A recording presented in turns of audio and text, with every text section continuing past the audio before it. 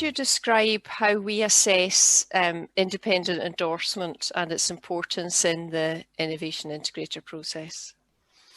Yeah, well, I mean, as you say, it's something that's so important, and it's a huge benefit when trying to get people to pay attention to your innovative ideas. I think it's something that can be really tricky at the invention stage. But the kind of things we look for, even peer group endorsement can add significant value. So we work with a lot of companies that are either spin-outs or might have close ties to universities. And in these situations, I think there are opportunities to get your product into things like scientific publications or conference presentations. And that can really go a long way towards generating interest. I mean, I've been in situations before where I've offered free samples in exchange for a mention in any publications where the technology was used, and that really can add significant value. And I think that moving on from the sort of early stages, once you're confident that you've got a solid prototype, that's when you really need to try and identify your primary end users and the relevant market leaders and just get your product in front of them, because anything that you can do to create a buzz is really going to help you gain traction. Yeah, it's quite a tricky one as well, though, isn't it? Because if you give someone something and it's good, they might say, oh, yeah, it's okay. And if you give them something that's bad, they might just say, yeah, it's okay. But it is really important to get some kind of independent acknowledgement of what the product is actually doing for you. What are your thoughts around the important aspects of the science when it comes to product development?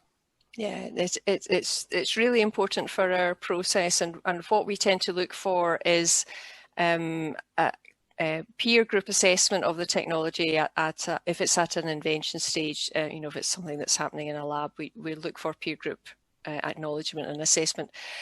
As they move through to innovation, I would say they're looking at independent validation, so maybe a focus group around testing the product and getting accurate and reliable feedback from that.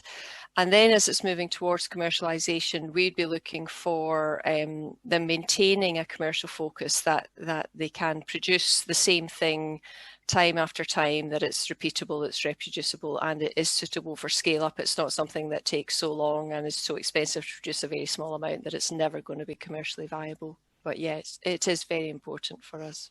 Yeah, that's so true. I think, again, to your point about independent and validation, I think that's somewhere that working with academia can really help out. So we've worked with a few companies who have gone down the collaborative R&D route by working directly with universities. And I think, not only does it open you up to more funding streams, but it also gets you access to the wealth of knowledge and experience, and not to mention the high value analytical equipment that tends to come with universities. So those kind of collaborations, they're hugely beneficial to both the industry and the academic partners.